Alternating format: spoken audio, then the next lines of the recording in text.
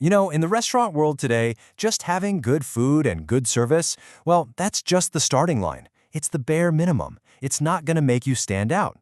So, how do you do it? How do you break away from the pack? Well, we're going to look at a roadmap for moving beyond just good into the world of the truly unforgettable. And that really gets to the heart of it, doesn't it? When there are so many great places to eat, good just kind of becomes background noise. It's the baseline. So if you really want to make a mark, you have to be aiming for something way, way higher.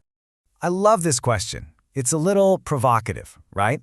Because what we're really digging into here is this idea that the path to true excellence, well, it isn't about being sensible or just checking the boxes. It's about being joyfully, creatively, and memorably unreasonable. Okay, so where do we even begin? Well, it's a little counterintuitive, but before you can start being unreasonable, you have to get the basics absolutely right. And it all starts with mastering your reputation and creating a vibe that people just have to be a part of. Look, we all know online reviews matter, but I don't think we always grasp the sheer scale of their impact. We're talking about a single glowing review having the power to fill your restaurant for weeks. You've got to remember, your customers, they are your absolute best, most powerful marketing department, period. So how do you tap into that power? Honestly, it doesn't have to be some big, complicated strategy. The approach is super simple. First, you just have to ask. Gently encourage your happy customers to share how they felt. And second, show them you appreciate it with a small gesture. It's such a tiny investment for a potentially massive return. And here's what's actually a wonderful problem to have. As your reputation grows, so do people's expectations. So you get that Michelin star. Amazing, but guess what? Now every single person who walks through that door expects perfection. And that means your team has to be ready to level up right along with you. This right here is the tightrope walk that every great restaurant has to master. You need that razor-sharp precision of excellence, but you also need the warmth of informality. See, excellence earns you respect, for sure, but it's that informal, comfortable feeling that builds real loyalty. The magic is finding a way to do both at the same time.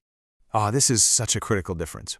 An attentive waiter, they're efficient, they get the orders right, the food comes out on time, they do the job. But a waiter who truly pays attention, they're focused on the person. They're the ones who turn a simple transaction into, a real connection, something memorable. And that right there is the difference between service and genuine hospitality. All right, so we've got the foundation set. Now it's time to get to the real heart of this thing. We're about to shift from the practical stuff to something more philosophical.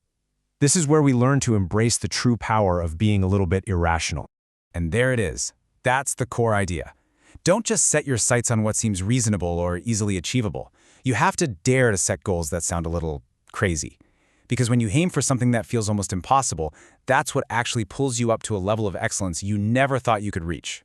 And this story just illustrates it perfectly. I mean, can you just imagine being in that team meeting? The boss stands up and says, "All right, team, so official rankings are out. We're dead last, so our new goal is to be number 1. It sounds completely insane. It sounds totally unreasonable. And that's the thing about a goal like that. An ambition that's so audacious, so irrational, it changes everything. It completely rewires how you think. It forces you to re-examine every single thing you do. You're no longer thinking about making small improvements, you're thinking about total transformation. So let's give this a name. We'll call it Irrational Hospitality. And what is it? It's really about obsessing over every single detail. It's looking at every moment of the customer's journey and asking, how can we make this not just good, not just great, but magical, unforgettable? Okay, so we've got the philosophy down. It sounds great in theory, but what does this actually look like day to day? This next part is all about the how, about turning that irrational mindset into real, concrete actions that will completely wow your customers. Seriously, think about it for a second. You've just had this incredible meal, maybe one of the best of your life. The wine was perfect, the conversation was amazing, and then, thud, a credit card machine gets dropped on the table. The spell is instantly broken. It just yanks you right out of that beautiful moment. So, what's the fix? How do you make that clunky, awkward part of the meal just disappear? Well, the solutions are wonderfully creative. Maybe it's a discrete payment through a mobile app. Or maybe you just trust your guests and send them the bill later. The whole goal is to keep that experience seamless and magical from start to finish.